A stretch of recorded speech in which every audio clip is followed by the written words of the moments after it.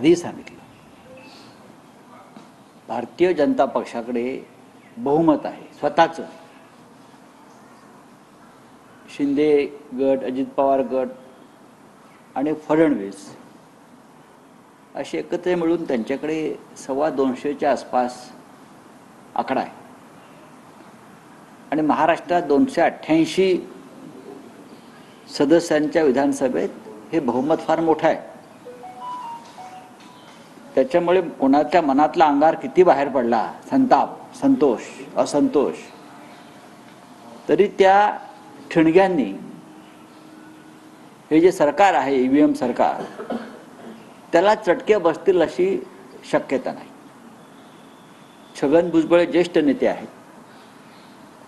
मधल्या काळामध्ये मनोज जरांगे पाटील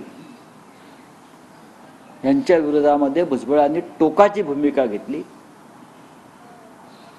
आमच्या सगळ्यांचं म्हणणं होतं की त्यांनी थोडा संयम पाळायला हवा होता, कारण शेवटी दोन्ही समाज महाराष्ट्रातले प्रमुख सामाजिक घटक आहेत.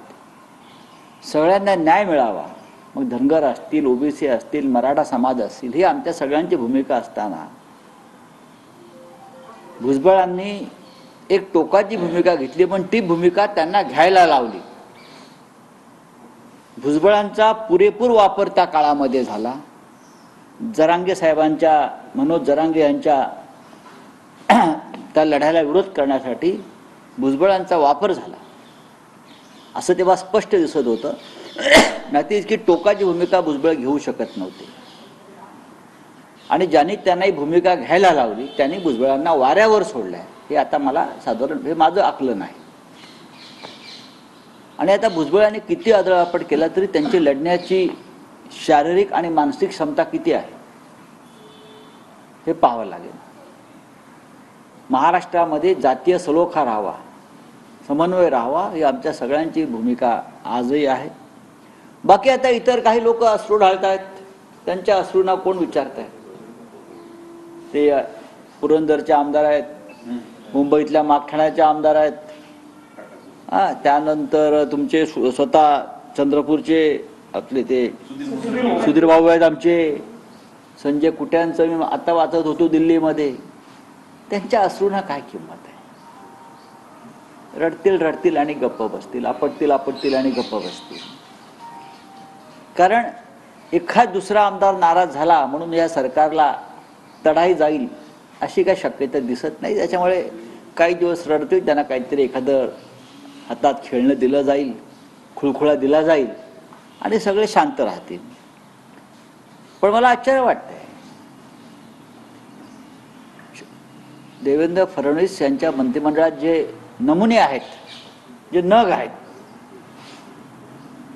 त्या संदर्भात माननीय फडणवीस यांनी अभ्यास केला पाहिजे. स्वतःच काही वर्षापूर्वी हे जे नमुने आहेत, हे नग आहेत, त्यांच्याविषयी आपण काय भूमिका घेतली होती, काय संशोधन केलं होतं, किती प्रकारचे भ्रष्टाचाराचे पेपर्स आपण त्यांच्या संदर्भात राज्यपालाकडे सोपवले होते. हे सगळे नग आणि नमुने घेऊन फडणवीस राज्य करतायत आणि तोही ते आता आदर्श कारभार करणार आहेत असं मी ऐकलं, वाचलं आणि आमचं मनोरंजन झालं. ठीक, पुढल्या 5 वर्षामध्ये असे मनोरंजनाचे अनेक प्रसंग आम्हाला पाहायला मिळतील. आम्ही ते पाहू, सहन करू. तानाजी सावंत नाराज आहेत,